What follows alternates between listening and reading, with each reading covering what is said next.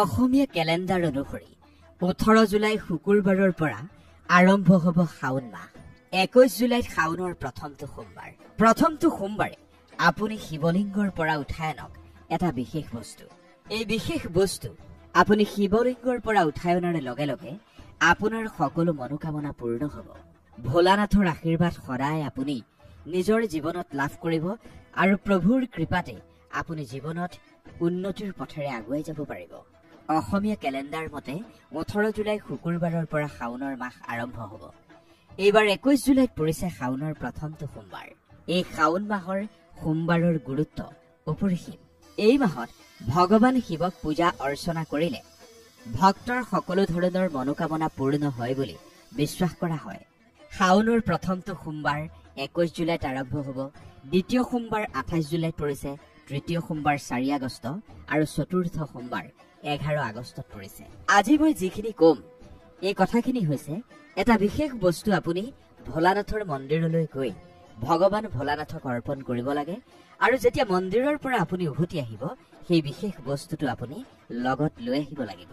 তেতিয়াই আপুনি ঘৰখনত চলি থকা দৰিদ্ৰতা কষ্ট আদিৰ পৰা মুক্তি লাভ কৰিব, যাতে আপোনাৰ ঘৰখনত আৰ্থিক সমস্যাৰ পৰা অন্যান্য সমস্যাই দেখা নিদিয়ে। তাৰ কাৰণে সেইখিনি আপুনি ঘৰলৈ অনাটো জৰুৰী। আৰু এটা কথা মনত ৰাখিব, মন্দিৰলৈ যেতিয়া আপুনি যাব ক'লা আৰু নীলা কাপোৰ পিন্ধি একেবাৰে নাযাব। আপুনি শিৱলিংগত জলখিনি অৰ্পণ কৰিব, ভগৱান ভোলানাথক। তাৰ পিছত আপুনি চন্দন লগাব। চন্দন লগোৱাৰ পিছত 3টা পাতযুক্ত এভাগ বেলপত্ৰ অৰ্পণ কৰিব। পিছত ভগৱান ভোলানাথলৈ আপুনি বগা পুষ্প অৰ্পণ কৰিব। যদি আপুনি গাখীৰ আগবঢ়াব বিচাৰিছে তেন্তে আপুনি কেঁচা গাখীৰো অৰ্পণ কৰিব পাৰিব। আপুনি যিটো লোটাত শিৱলিংগত অৰ্পণ কৰিবৰ কাৰণে পানী নিছিল বা গাখীৰ নিছিল সেয়া সম্পূৰ্ণকৈ ঢলাৰ পিছত সেই শিৱলিংগৰ পৰা যি পানী নিগৰি আহিব সেই লোটাৰে তাৰ পৰা অলপ পানী আপুনি ঘৰলৈ লৈ আহিব।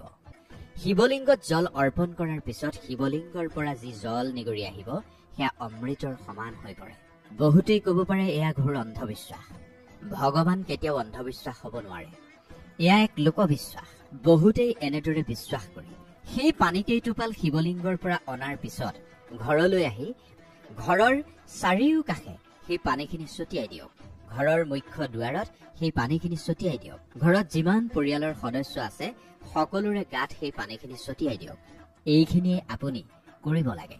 এইখিনি যদি আপুনি এই শাওন মাহৰ প্ৰথমটো সোমবাৰে কৰি ল'ব পাৰে, গোটেই বছৰ জুৰি আপোনাৰ ঘৰত কোনো ধৰণৰ নেতিবাচক শক্তিয়ে প্ৰৱেশ কৰিব নোৱাৰে। আপোনাৰ ঘৰখনত কোনেও বেয়া কৰিব নোৱাৰে।